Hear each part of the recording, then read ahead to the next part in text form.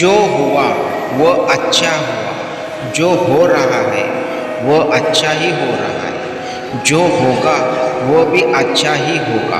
तुम भूत का पश्चाताप न करो, भविष्य की चिंता न करो, वर्तमान चल रहा है।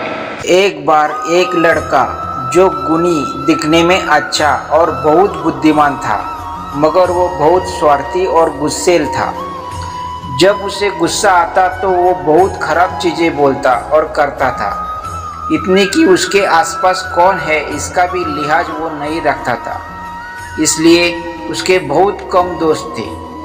जैसे जैसे वो बड़ा होने लगा, उसके माता पिता को उसके व्यवहार से चिंता होने लगी और वे सोच में पड़ गए कि क्या करें। आखिरकार उसके पिता को एक तरकीब सूझी और उन्होंने अपने बेटे से एक सौदा किया।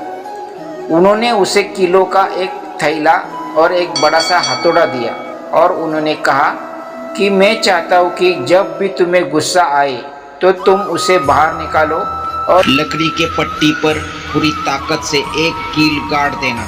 वो मोटी लकड़ी की पट्टी मौसम के मार झेल झेल कर लोहे से सख्त हो चुकी थी और हथौड़ा भी बहुत भारी था, इसलिए ये काम इतना आसान नहीं था जितना कील लगता था। मगर फिर भी एक दिन के अंत तक लड़के ने उस पट्टी पर बहुत कीलें गाड़ दी थी।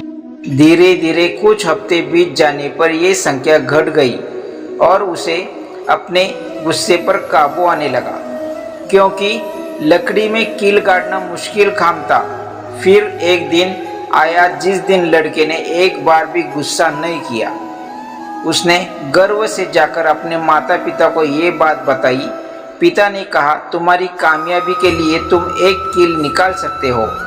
ये तुम हर उस दिन कर सकते हो जिस दिन तुम गुस्सा नहीं करोगे।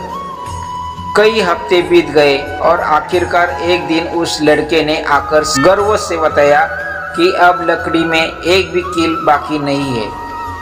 पिता ने उसके साथ लकड़ी देखने चले गए और उन्होंने कहा कि तुमने बहुत अच्छा काम किया है बेटे, मगर मैं चाहता हूँ कि तुम वो छेद जो पट्टी में रह गए, अब चाहे जो हो जाए पट्टी कभी भी पहले जैसी नहीं होगी।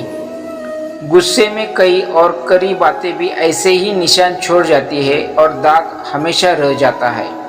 अब तुम कितनी भी दफ़ा माफ़ी क्यों न मांग लो और कितने भी साल क्यों न बीत जाए, फिर भी दाग रह ही जाते हैं। बातों की चोट भी हाथों की चोट जितना भी दर्द देती है।